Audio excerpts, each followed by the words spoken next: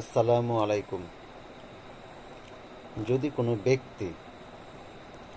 কোনো ডিজিটাল মাধ্যম হতে পারে ইমো, হোয়াটসঅ্যাপ, মেসেঞ্জার, বিভিন্ন সোশ্যাল মিডিয়া, যদি কোনো ব্যক্তি ডিজিটাল মাধ্যম ব্যবহার করে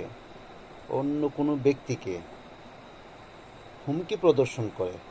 ভীতি প্রদর্শন করে, অথবা তাকে সমাজের সামনে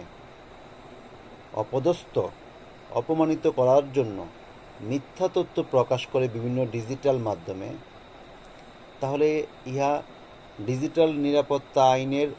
অধীনে একটা শাস্তিযোগ্য অপরাধ। উক্ত অপরাধের জন্য আদালত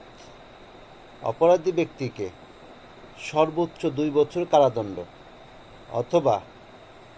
5 লক্ষ টাকা, সর্বোচ্চ 5 লক্ষ টাকা অর্থদণ্ড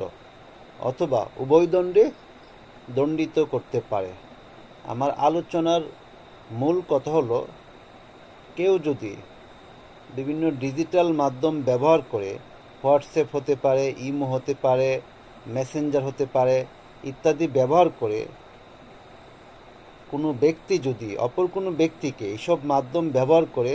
হুমকি প্রদর্শন করে, অথবা উক্ত মাধ্যমে এমন কোনো তথ্য প্রকাশ করে যে তথ্যটা প্রকাশিত হলে উক্ত ব্যক্তির সম্মানহানি হবে, তাহলে ক্ষতিগ্রস্ত ব্যক্তি বার্তা প্রেরণকারী,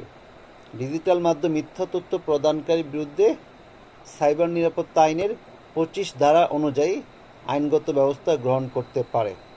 আশা করি আপনারা এই বিষয়টা সম্পর্কে আপনাদের মোটামুটি একটা